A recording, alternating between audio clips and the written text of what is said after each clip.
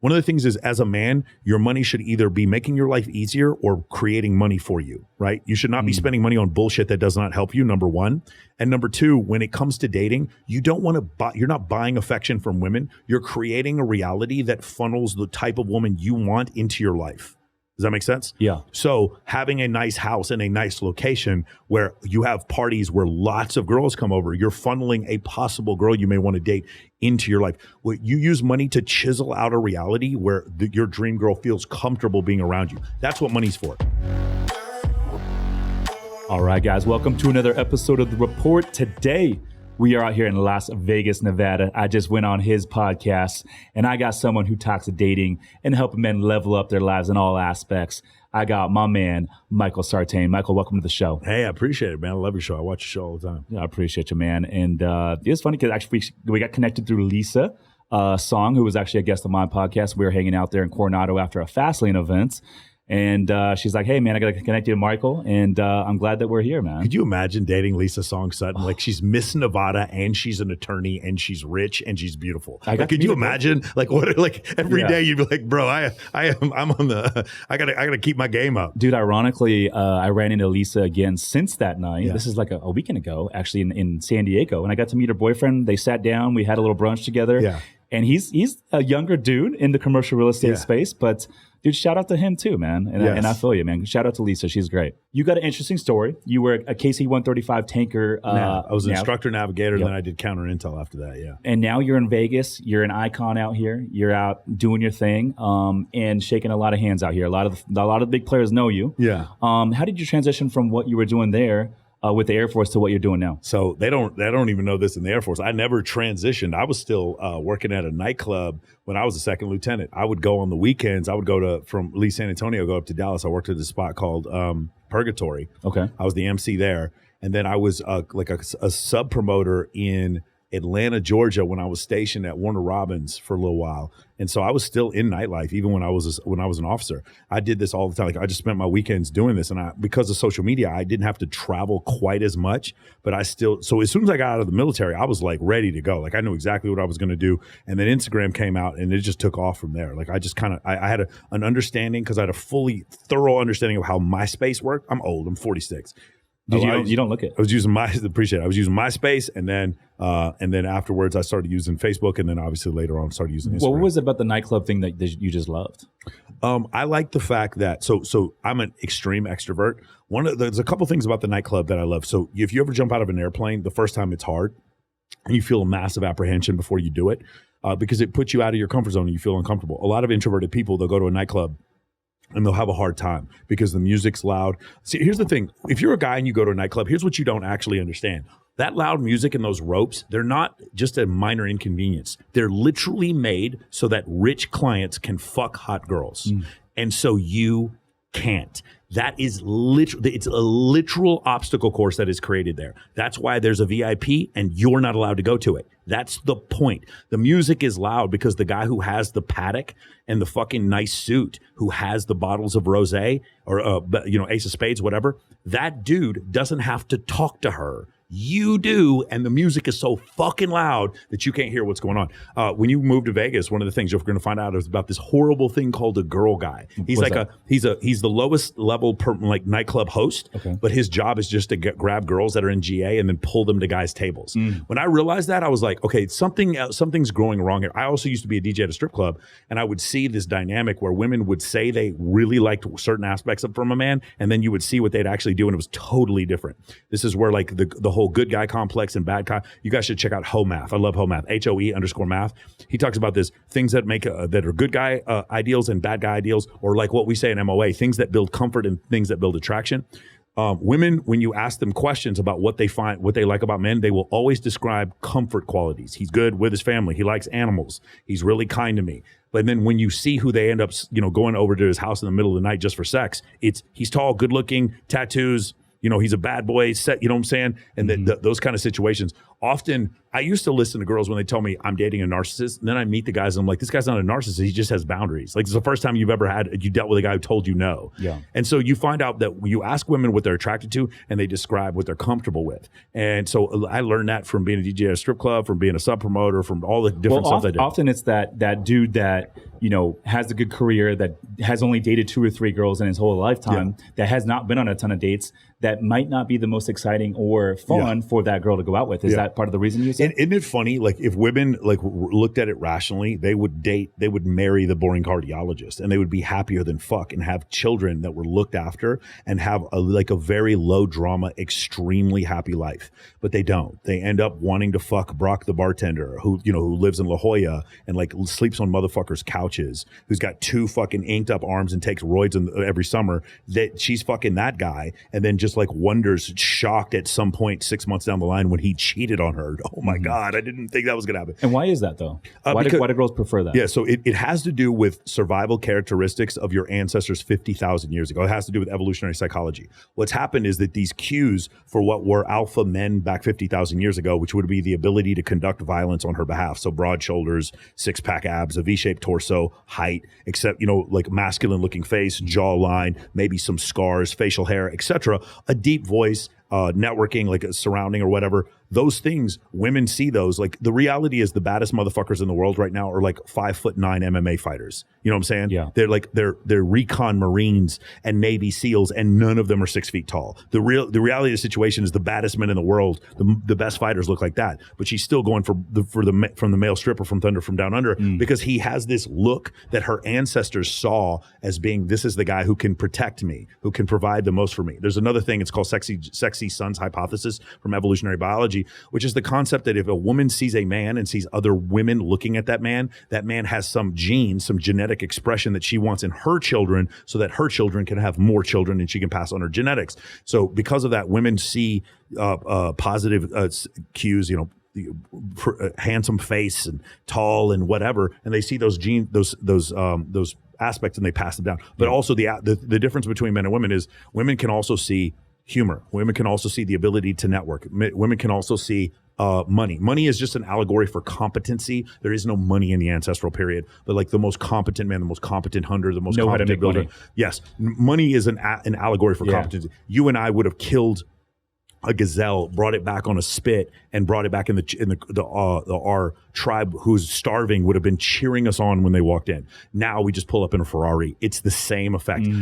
For us, the dopamine levels are the same, and for our tribe, the dopamine levels are the same. It's just this. It's a similar expression. It's just we're not cave people anymore, and we have different things that where we can show, competency. Women are at least 2 to 1, but more likely more than that, interested in a man's ability to garner resources than men are for a woman's ability to garner resources. We just don't care if she works at McDonald's. If she's a 10 and works at McDonald's, we'll just marry her just the same. We don't care. Yeah, and I think right now in today's climate with all the feminism that's going on, this whole movement, I feel 2 things. One, it's never been harder to be a guy. We're seeing a lot of guys, and I've heard you say this before, that like some crazy stat, like 20-something% of all men go through an entire year to never get laid. Oh, no. What's that number? Yeah, it's 33. So 33% of men under the age of 30 have zero sexual partners in a year. It is. You live it in San Diego. Yeah, it would be crazy. But you have to think about the dude who lives in Waco, you know what I'm saying, in his mom's house. So 33% of men, 75% of men are I believe overweight. It may be, I've heard different reports, anywhere from 40% to 70% of men overweight. Women have it worse when it comes to obesity. But traditionally, men would go out and make the money, and the woman would stay at home, cook and clean and that sort of thing, have more of a domesticated role. Yeah. But because now women are going out and they're becoming attorneys, doctors, and all this sort of stuff, men are not needed in that sense. And that's why I feel like it's never been harder to become to be a man. However, on the flip side, I feel like for someone like myself, for a guy that's out there going after their dreams and really pushing the pedal, it's never been easier because there's not a lot of competition of other guys going out and doing it. Yeah. So these guys are soft right now. So just we're going to call this I'm trying to think, status poverty. Okay. Like, so there's you know how you have a poverty line with income? There's a poverty line when it comes to status. Unfortunately for men, though, 80% of men are below the status poverty line. They really are. If you look on Tinder, Bumble, and Hinge, the data shows that 80% of men on those apps are deemed unattractive. In general, women find 80% of men to be physically unattractive, and the top 20%. So when you think about it, we would look at a 5 and see a 5. Although if we're in La Jolla or if we're living in San Diego, when we see a 5, we think she's a 3 because we're used to hotter women because we live in San Diego or we live in Las Vegas. So a girl who's a 9 in Dallas or not 9 in Waco, Texas, she comes to Las Vegas and she's a good 6. You know what I'm saying? Yep. So there's a little bit of inflation when it comes to us, but for women, it's fucking bonkers. A guy who's an 8 is a 5 to them. Yes. A guy who's a 9 is a 7 to them. And the only 10 is Drake and Chris Hemsworth. There are no other 10s. There's so few 10s that exist. What makes a guy a 9 or 10 for a woman? So it's a contextual thing. So when we're talking about Chris Hemsworth in a vacuum, she doesn't know Chris Hemsworth. She just looks at him on camera and says he's physically attractive. For us, what happens is you sit there and you get a mansion that you're trying to flip, like you're trying to sell whatever real estate. You got some partners trying to flip this mansion. So you throw a party at this mansion and you get a bunch of people there. And then every girl knows there that like the property's under your name and you're throwing the party. You are now contextually a 10 in that environment because compared to all the other males there, you're higher status than they are. So it's one of these situations where they deem most men to be unattractive, but they're fucking someone. So level of success and money has a lot to do with the attractiveness. Yeah. So for there's a great book on this. It's called Why Women Have Sex by Sidney Meston and David Buss. And for men, there's like 4 reasons why they have sex with women. For women, there's 237 reasons why women have sex with men. So we have this incredible ability to have a few things wrong with us and still do fantastic with women. I.e., I have a client who's 5'1", who's just surrounded by tons of beautiful women all the time because of his social alignments and because of the pre-selection that he creates. Women are competing for his attention, and the other women like don't really care what he looks like. They just see other women competing, so they start competing. Men, we don't do this. If I see dudes competing for a woman's attention, she's not hotter to me. She's actually, in some cases, less attractive. You see what I'm saying? So like, it's very different. Like the male and female psychology when it comes to attraction is in some cases opposite of one another. So that's where that whole thing happens. But like, yeah, I mean, it's you admitting as a society that we're completely different. That's what people need to do. Are we going to go back to a traditional level? No, things are not going to, the Overton window is not going to swing back to the right where women are all back in the kitchen. But it will swing a little bit, right? I don't know if it ever will. Like, you don't think so? To be fair, I think what happens is there's a few group of men who, like me and the guys in my program, we listen to all the stuff that they talk about in the Barbie movie or on The View. And we're just like, that's cute that you guys are saying that. We're going to choose to not listen. We're not going to protest you. We're just not going to listen. Instead, I'm going to have multiple dates lined up when I go out. I'm going to go to the gym. I'm going to use pre-selection to my advantage. I'm going to show access to scarce resources, relevancy, and competency on my social media. It's cute that social media is huge. Yeah, it's cute that you guys think this. You know, in the Barbie movie or whatever, like it's cute that you guys that eat, pray, love, you guys think divorce is like some sort of like award it's to be celebrated. Okay, that's fine. Believe whatever you need to believe. I'm going to like not live like Post Malone, Machine Gun Kelly, and Tekashi 6ix9ine. I'm not going to do that. I'm going to actually be a little bit more masculine. I'm going to be the kind of guy, a woman's going to see me and be like, this is a man that would protect me and my family. I'm very attracted to. I'm going to live in that world just for a little while. Let me see what happens. And I do that. And of course, I have I'm 46 years old. I have a 21-year-old goddess for a girlfriend who brings women home to me. I swear to God, like I could not make this up. If you go back 20 years, my life could not possibly be any better when it comes to dating and relationships. And the reason why is because I don't sit there and I don't make red pill content to like fight feminism. I have a ton of friends who are feminists. I'm just like, that's really cute that you think that. You're wrong. Sorry, you're wrong. But I'm just not going to.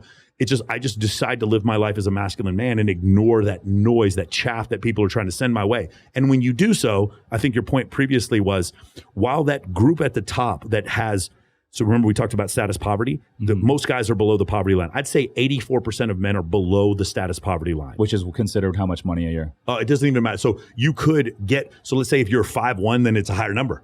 But if you're 6'3" and handsome, it's a lower number of how much money. You know what I'm saying? 6'3" and handsome, $60,000 a year. If you're 5'1", it might be $500,000 a year. But like that's not. But that's the beauty about being a guy, right? So if you could be a famous actor, you could be a famous DJ. If you take a woman on a scale of 1 to 10 physically, let's say she's a 2 or 3. No matter how much she makes and whatever she does, it's going to be very challenging for her to pull. That's absolutely right. High level man. Correct. But as a man, you could be 5'3", 5'4", and a 2 on a scale of 1 to 10 and become Jeff Bezos and have all the high quality options that you could ever dream of. It's not just money also. Like I'm gonna just shout out Graham Stephan. Graham Stephan is not a very tall individual. Graham Stephan's girlfriend is very attractive. Why is that? Because Graham has tons of status and he's very charismatic. He speaks incredibly intelligently. He's super confident and he probably has some money too. But Graham is a terrific example of a guy who's like not super tall, who has I know a ton of other dudes. I have a buddy of mine, Joel Alvarez, the Black Tape Project. Have you ever seen that where they put the girls in electrical tape and they don't wear any clothes, but they're just wearing tape? Joel is not super tall. Joel is like 5'8", 5'7". Joel, every girl that he's dated is like Bulgarian Playboy level qualities, 10 out of 10 hot. And the reason why is because he's incredibly competent at what he does. He does not flash any money whatsoever. If you are a busy professional and don't have time to invest in real estate, but still want to participate in the passive income and tax benefits, my team, Summers Capital, is buying a lot of boutique hotels right now. We source the deals, we renovate the properties, and we even do all the day-to-day management, making it truly hands-off for our investors. If you want to learn more to see if we can help you, go to summerscapital.com/invest to book a call with our team. Again, that's summerscapital.com/invest. Now back to the show. So like for men, we have so many different, there's so many plays we can run. We can run the screen pass. We can run the play action, the double move. There's so many plays we can run to score the touchdown. Whereas women, they just kind of got to run the ball up the middle. And if they can't do it, then it doesn't really work for them. And because of that, when women come to that realization and they're 32, 35, and they did a little bit of porn, or they were hooking for a while, or they had a little slutty time in their 20s and maybe had a kid when they were 22 or whatever, once they come to the realization that men don't treat you the same when you're 35 and you put on some weight, then they get angry and they want their comeuppance. There's like, no, you guys, I went and got my master's degree. I turned my life around. I had an epiphany. Where's my man? And all the good men are like talking to 23-year-olds, and women are very angry about this. And then they're like again, one of the biggest issues I have is when a woman wants to date an older man, which most women do, it is considered a preference, a healthy preference. When a man wants to date a younger woman, he is a creep. That is a double fucking standard that a lot of people have that I think is absurd. Well, here's the thing. There's no doubt about this. I believe women mature quicker than men. Yes, of right? course. And if you look at where women kind of peak physically, it's a lot younger than men. So, yes. A lot of women peak physically in their 20s. Yeah. And for me, I'm 38. I feel like I am just now figuring things out. I am just now hitting my stride. When I was 31, 32, I had no idea what I was doing. When I was 28, no idea what I was doing, right? And so you take a woman that's 38, for me, I want to have kids. I want to get married and that sort of thing. So I'm not ready to have kids right now, but in 5 years from now, I want to, right? So for me, I can't go date a girl my age. I have to go date someone that's in their mid-20s. Yes. Because in 5 years, she'll be at that age where she can. If I go date a girl that's 29, 30 right now, 5 years, she's going to be a little bit too old. Yeah. So I have to date down. So it's one of these things that's also happened is where you'll have movie actresses and they'll have a kid at 40. Not looking at there's actual medical the guy or the woman will be 40. A woman will have a baby at 40. What happens is they don't see the $350,000 that went into the in vitro that caused them to be able to have a child at 40 years old, number one. And number two, the increased levels of autism and situations like that happen when women have children at that late age. And so that's one of the things that happens. So that's because they see one girl have a baby at 40, they think they're all going to wait till 40. And because they've gotten so privileged because of all the attention that they get from men. Even, by the way, 32-year-old woman who's cute is getting a ton. She's getting so many dick pics from Indian men that she's getting so much attention from men. Why do you say Indian men? I mean, just because they're the ones who just sit there and send the most dick pics. Like really? they're oh my God. It's a known thing? Dude, you should look at a Kindly Myers. She gets all these messages from dudes. They're not all Indian, but like some of them are African or South American or whatever, or just creepy dudes in the United States. They send so many dick pics, and she's 38 years old. And like the amount of stuff that she gets from these dudes is like outrageous. Now, there are exceptions. Obviously, where we live, there's plastic surgery. So you'll see a woman who's 38 who's actually really fucking attractive. But you're right. You're correct. The probability of her maintaining a child through gestation after the age of 40 is like less than 5%. Yep. You start significantly losing the amount of eggs you have after the age of 35. I mean, 35, it starts going down. It starts going down at 33. But like that's one of the things that happens. And a lot of women don't want to deal with this biological fact. And so because of that happens, they can't blame God or biology or Charles Darwin. So they just blame men for not choosing to date older women. And that's essentially what goes on. And like, there's another study that I love this one. As men increase in status in every society, the age gap between them and their wife increases. in every society. Say that again. So as men increase in the status in their society, this is Yanomamo Indians, the Inuit Indians. This has to do with people in Holland. This has to do with people in Norway, United States, Mexico, all these different places. As men increase in income and status, the difference in age between them and their wife increases as well. Meaning you start seeing the 45-year-old with the 21-year-old. But men in general, on average, are dating women about 3 or 4 years younger than them. But the wealthy men at the very top are dating women 20 years because they have the ability to do so. Because they have the choice to be able to do so. And here's the other thing. One of the issues that I had was, like, for instance, the problem that women have with the Leonardo DiCaprio thing where he would leave a woman after she was 25 over and over again. And my question, which was posed by Sterling Cooper very, very concisely, is why don't you blame the fucking women? Like, that are consistently dating Leonardo DiCaprio, knowing fully well he's going to break up with you at 25. Why is that? Because they want to date an older man. That is the problem. Like, they are choosing to date men of high status. And it's just so crazy to me. Like when men do it, it's creepy. And when women do the exact same thing, it's a preference. Agreed. I got another crazy one for you. So I got a lot of female friends, and they always tell me these dating stories. And so one thing that's so shocking to me is they're telling me, hey, a lot of these guys on the first date, second date are offering, like, they will the females, the bill will come, they go out to dinner, and my girlfriends will literally offer to split the bill just as a nice gesture. And half of these dudes are like okay with it or letting them pick up the bill. Yeah. As a man, I can never be okay on the first date, even the fifth date, letting a woman pick up the bill. To me, it's embarrassing. Of course. So the thing why is that? I was shocking. So one of the things is why my course exists is because there's certain things that men are supposed to get. And back when we had more of when you consider, like, say, even the 1950s or go back to the 1850s, the United States lived much closer to a tribal environment. And what I mean by that is, like, men grew up and learned to hunt and fish, and they would beat each other up. And there was like some rough housing that would go on, very similar to like a Native American tribal environment, or at least more similar to an ancestral environment where men had a quote unquote rite of passage that they had to go through. We do this in the U.S. military, sort of a rite of passage. Then you get a badge, or you get your rank increases, etc.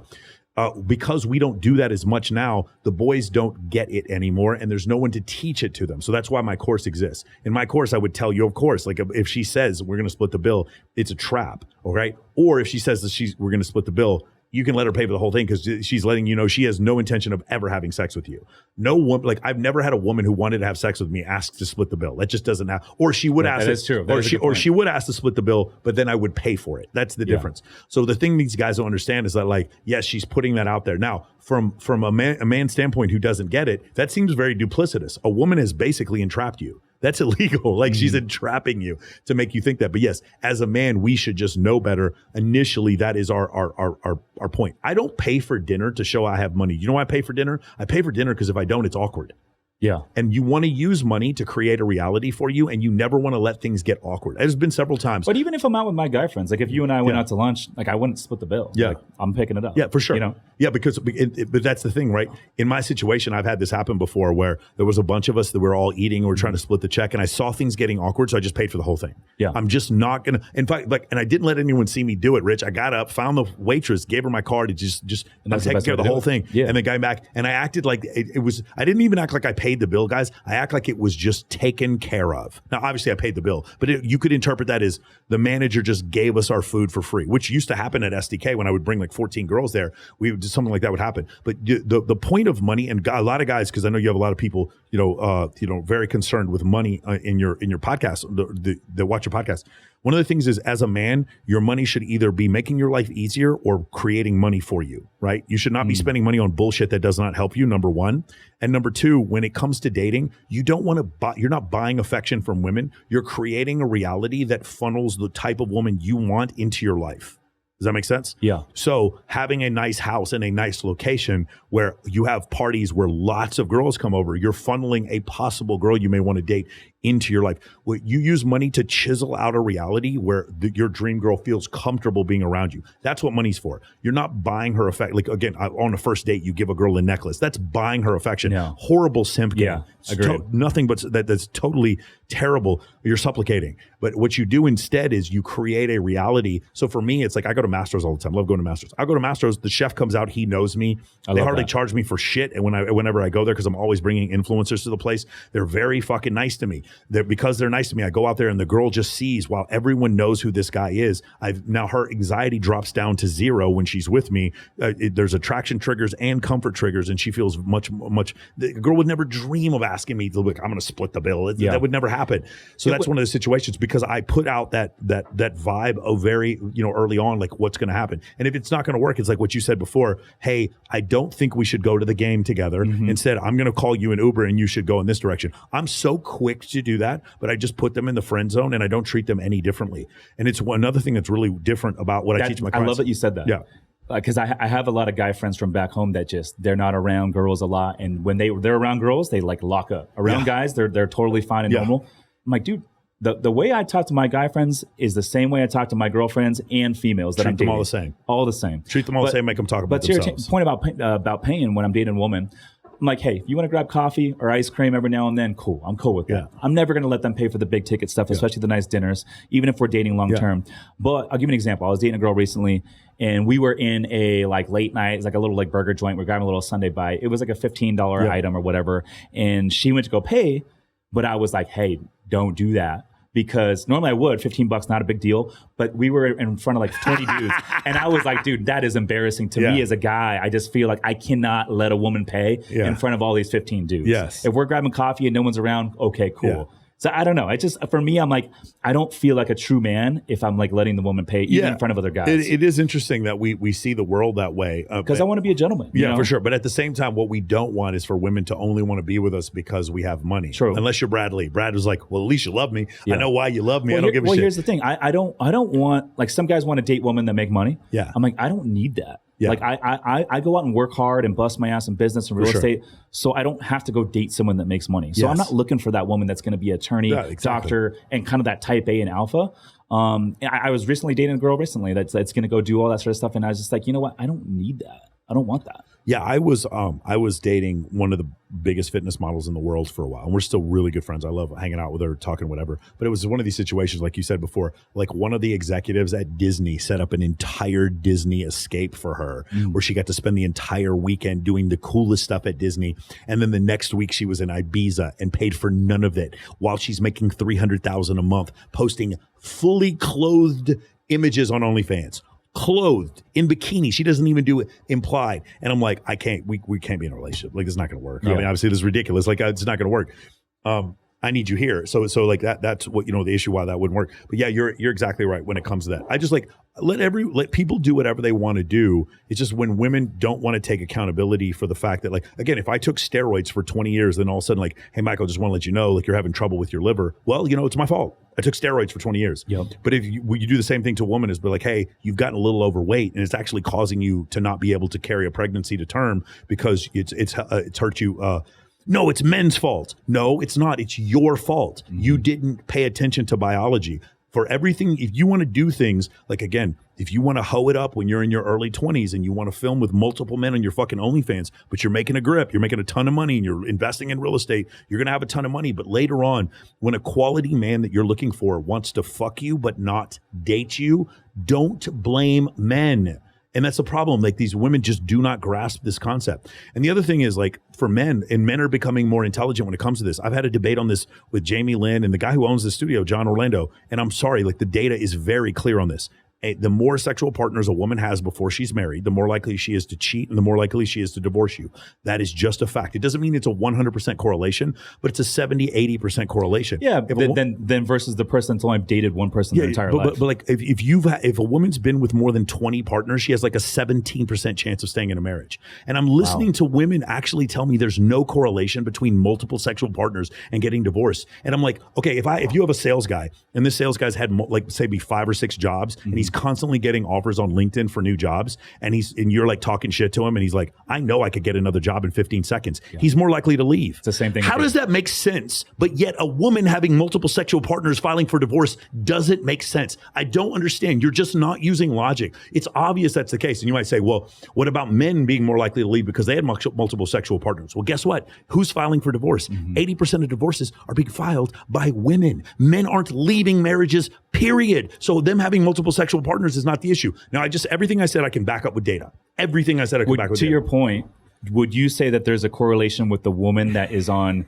these online apps, Tinder, Hinge, Bumble, because she's going on way more dates and she's more considered a serial dater, that she's more likely to move on as soon as shit hits the fan? So she's actually not a serial dater. You should read this. I recommend everyone read it. It'd take you 2 hours to get through it. It's called The Book of Numbers by Aaron Clary.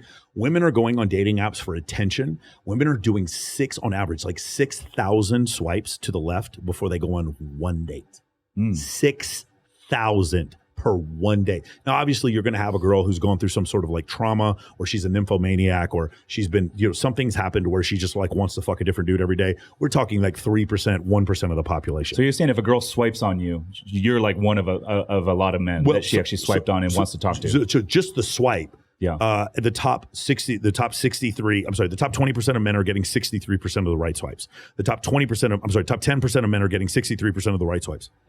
The top 20% of men are getting 83% of the right swipes, which means the bottom 80% of men are competing with 17% of women. 17%. Like, it's a disaster for men. It's so unequal. So the reality is, now once she swipes, what's the likelihood of her going on a date with you? And then once she does that, what's the likelihood of her having sex with you? I have a friend of mine. He's one of my sales guys, and he's got 6-pack abs. He's gorgeous. And he's like, yeah, I have 7 dates a week. I could have 14 dates a week.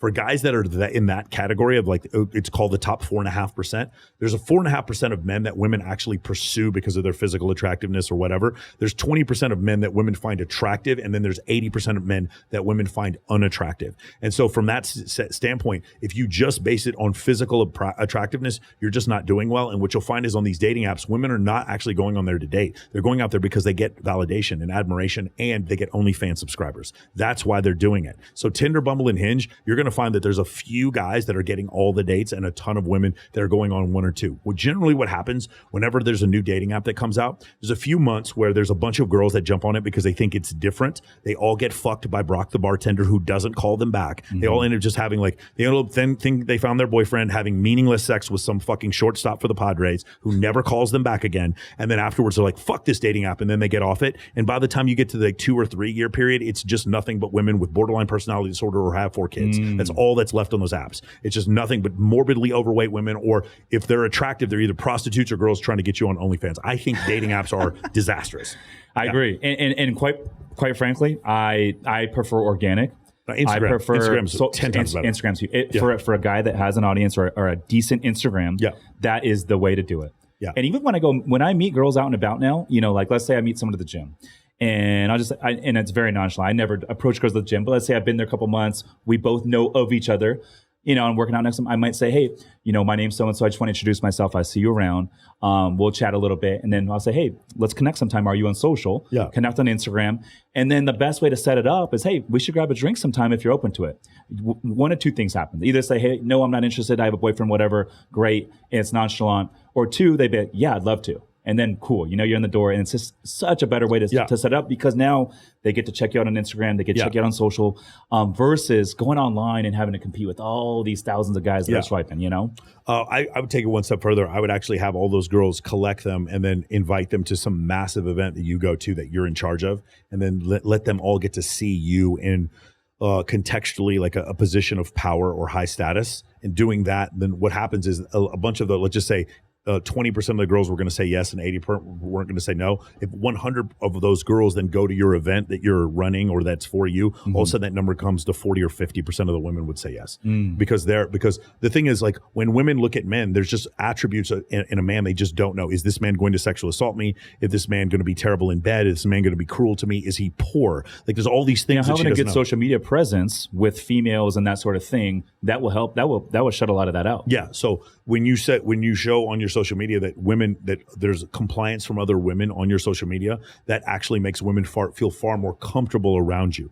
Now, if you do it too much like me, you'll have women come out and say, yeah, I don't like that. You look like a fuck boy right before they sleep with you. I dated a girl recently that, because all the except for Parker, all the people on my team are female. Yeah. And a lot of them are attractive. Yeah. And I dated a girl recently who was very intimidated by it. The reason I didn't know while I was dating her, but I knew after the fact, was every time I invited her out to like a function with my team members, she would always bail last minute. And it'd always be a different excuse. Oh, I don't feel good, whatever it is. And I found out after the fact that she was just a jealous woman.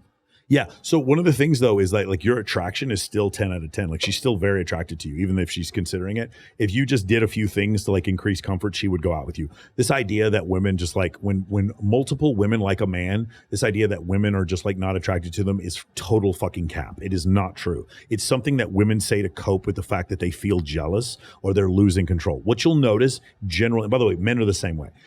Generally, when you're doing something that garners you more control, so like you become better looking and get in better shape, get more followers on social media, get six-pack, abs, whatever. When you do those things, you're going to notice women become a little bit more They start to complain a little bit more. They start to try to pull, oh, no, let's stay at home and watch Netflix. Why are you hanging out with these people, et cetera, et cetera.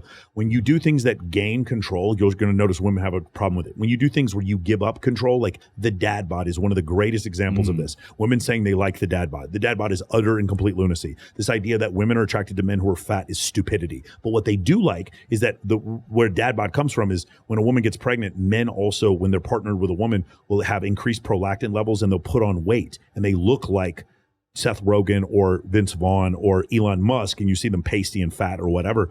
And women, what's happening is women are like, oh, he's not going to cheat on me because he's fat now, and he's going to stick around. So and it gives her comfort. Right. So it gives her comfort. So remember, anytime she's gaining power, she's going to say, those are the things I like. Anytime she's losing power, she's going to say, that guy's an asshole. He's a fuck boy. That's always the way it is. But again, when we look at it, if you were going to say, which one would you rather have? All the attraction cues and no comfort cues. Those are the guys that women show up to your house in the middle of the night to have sex with you, even though another woman just walked out the door. Yeah. When it's all a comfort and nothing, no attraction, you're in the friend zone. Yeah, So that same woman, though, that says that she prefers the guy that's with the dad bod because it's a level of comfort. Yeah. If she's going to go have a one-night stand and she gets to pick whatever man she wants, she's not going to pick the guy with the dad bod, right? Of course. And it's just so crazy because like women will even say that isn't true, and then they'll just do anonymous surveys and it's 100% true.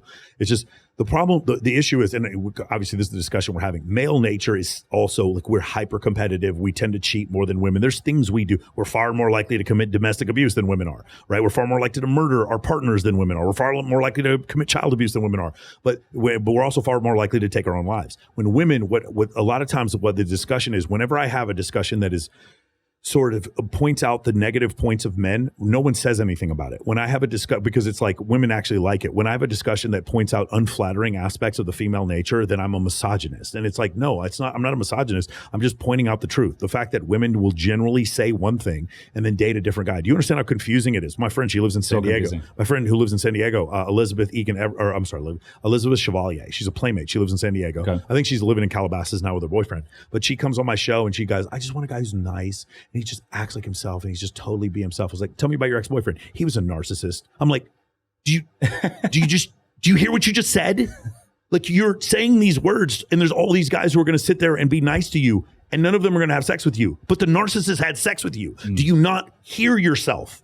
And there's going to be women listening to this and going to be like, that's cap. That's just because she's immature. You know what's funny?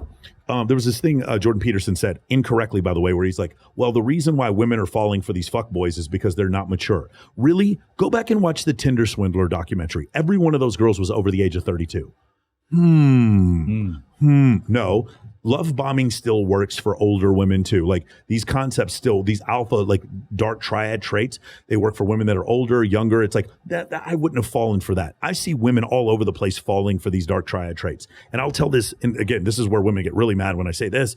If you wanted, women could in 1 or 2 generations, if they chose to just absolutely all band together and say, we will have sex with no narcissist, no one with BPD, no one who with histrionic, and no one who's a sociopath. Absolutely under no circumstances will we have sex with any men who did that. Those proclivities would be breeded out of the population in like 2 generations. But women are exclusively fucking men like this, and that's the reason why these genetic proclivities keep passing along. Women are attracted to men like this. If women don't like the way men are, then stop fucking them. for those things, and then they just go away. We as men like women who are fit and that have certain attributes of hip to waist ratio, of facial symmetry, and signs of youth. And because we keep having sex with women who look like that, then we have children who look like that, and then women continue to look that way. We keep breeding that into the population because that's what we want. Women, on the other hand, will complain about a man being a narcissist, but she had sex with him. The population will then will carry on. The next generation, 5 to 8% of the population will be narcissists, and then the women will complain about him. Like, well, then stop sleeping with those men. Stop sleeping with them. But that's the thing; they can't. They do it because again, men have a far greater understanding of what they're attracted to. Women do not. Women will literally say one thing and do another. And when you call it out to them, I had a woman sitting right there tell me she was a sapiosexual. She's a sapiosexual. I like guys who are really nerdy and smart. And I was like, your last two boyfriends, one of them was the guy, not one of the guys on Chippendales. He was the main dancer on Chippendales that you filmed porn with and fucked him on Brazzers. And number two, your other boyfriend before that was the best looking VIP host in Las Vegas. And you're telling me you want a sapiosexual. Listen to yourself. You're saying what you want us to believe is true, and you're dating male strippers. It's just so, by the way, she sells real estate. She's done like she's done like $10 million in deals, something like that. And she fucks on Brazzers.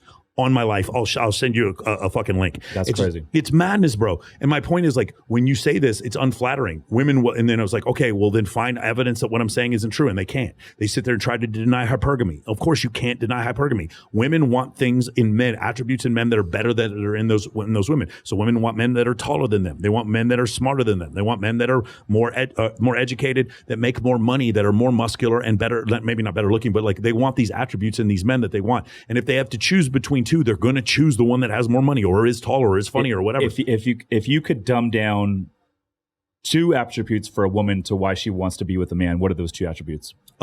Just two. Just two?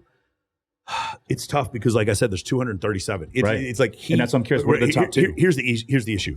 It is because for me in dating a woman, it comes down to two things. Yeah. It's really simple: physical attraction, right? Yeah. And there's obviously like sex life and all that bubbles into the physical attraction. But number two is chill. Yes. Not crazy, just chill. That's all I want. It makes a lot of sense, right? But for women, I know women who specifically like very loud, short men who make lots of money. And I know some women who only date like really dumb guys named Kyler, who, you know what I'm saying? Well, what about for the majority of women? If you had dumbed it down two attributes, what would it be? Oh man, it's so hard to say this. I mean, I would probably say a high level of confidence and probably at least the potential for resource acquisition. I would say those are the two main things. And basically that's another way of saying money. Yes, but the potential, like women will fuck a fucking, a first-year resident or an associate at a law firm or first-year resident at a hospital. She'll sleep with them even though he doesn't make a lot of money because he potentially could make a lot of money. More so than she will date a guy who who owns his own crew, runs his own crew as a plumber. So the star college football player that's going to get drafted in the NFL in the first round. For potential. That's the same as money. Yeah. Here's the thing. I'll give you a caveat. When women are younger, it is jawline, V-shaped torso, and height. It is like physical attributes. When women are older, it's much more the ability to procure resources. That's what women are more attracted. I'm vastly generalizing here. At what age does a woman go from younger to older? So that's going to be according to the U.S. Census data that shows that the age of first marriage for women is like 29 or 30. Rollo Tomasi calls it the epiphany phase, and also there's data showing like the drop off and when women have their levels of, they get fewer right swipes once they hit 28. It goes from like 23 to 25, they're at their peak. And by the time they're at 28, it just really levels off pretty low. Not pretty low. I mean, they're still getting hundreds of right swipes, but like not as many as they were before. So I'd say 28, 29, 30 is that point. What are three tips that, like, you know, for the 33% that you mentioned of men out there that do not get laid in a given year, which is fucking crazy to me. For those 33%, what are three tips they can utilize to level up their game, their dating life? The first one is the one that the other two will build off of, and that is when there's a study, it's great. You guys can look it up. Women report having more orgasms with men who have broader shoulders. Well, if I have a shoulder, it's not actually broader shoulders, it's shoulder to waist ratio. If I want a better shoulder to waist ratio, how can I do that? I could put maybe a quarter inch on. If I go take some fucking Anavar and so whatever, I can put a little bit of depth on my shoulders, a little width. But I could also lose like 6, 7, 8, 10 inches on my waist. getting in shape is number one. It is absolutely unequivocally number one. So go take care of your body. You think better. You're more attractive. You walk better. You have a core. You increase your testosterone levels. You're just more attractive to women in general, and your life is just better being in shape than not being in shape. So one is that what the other two compound on.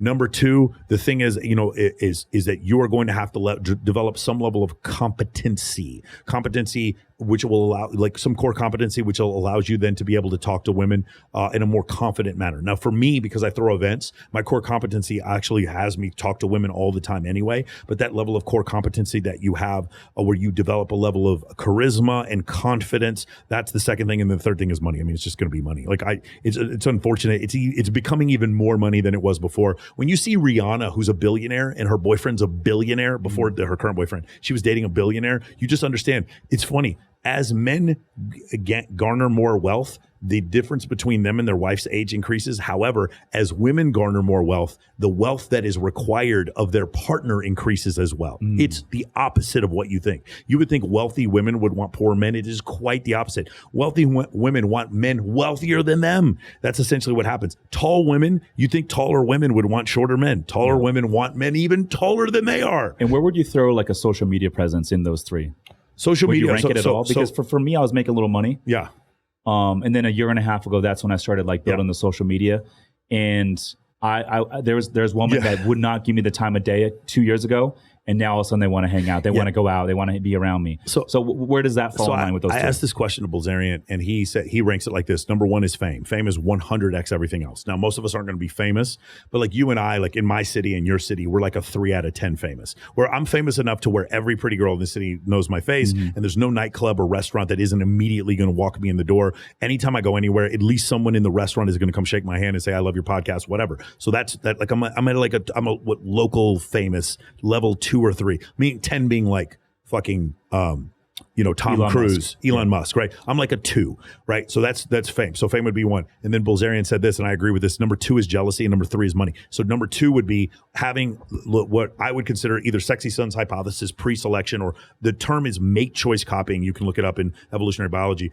Having women see other women approve of me and show me compliance would be the second most important attraction trigger. And the third one would be clearly I have access to resources, either my high-rise apartment, my AP or my Patek watch, my Lamborghini, etc., whatever those things are. That would be the third thing. But fitness comes before any of those 3 things. That's what I would tell you. From a woman's standpoint, this is from a man who's like had sex with 2,000 women. When he expresses what is the thing that causes women to want to have sex with him, it goes fame first, so like your social status. Number 2 would be jealousy, so pre-selection. And number 3 would be access to resources. Michael, it's been a pleasure, man. Where can folks learn more about your program if they want to join and figure out how to level up their dating life? Yeah, so you can go to Michael Sartain on Instagram. That's the easy place to find me. Ironically enough, my program is not a dating program. It is about increasing your status. So you get better people on your podcast. So you have better vendors that work with your company so that you're able to network better and get better employees or become a better employee, get a job at a better company. And in addition to that, as your status increases, women find you outrageously more attractive. So as a byproduct of my program, guys end up meeting we've had some MOA marriages. Shout out to Pear and Deborah. They just got married. We have some guys join the program, meet the girl of their dreams and end up getting married. And we have some guys that are just like, I just want to bang 20 girls this year. I just went through a divorce. Fuck this shit. I just want to fuck a bunch of women. And I'm like, all right, I can help you with that. My job is to make you higher status and more attractive. My job is in my course is to give you higher sexual selection and higher status, period. We do whatever it takes in order to do that. And we do this using a scientific method. That book says The Evolution of Desire by Dr. David Buss. This book right here, it describes this concept of evolutionary psychology from the 1970s when it first started. It used to be called sociobiology. Those concepts describe why women are attracted to men and they go back to the ancestral period and describe it very, very articulately. I love it, man. It's been fun. I never get to talk dating on my podcast, so it's been a fun conversation. Appreciate you. And next time you're in San Diego, man, we'll have to get you on mine again. I appreciate it, man. All right, man. Thanks for tuning in. We'll see you in the next one. Peace.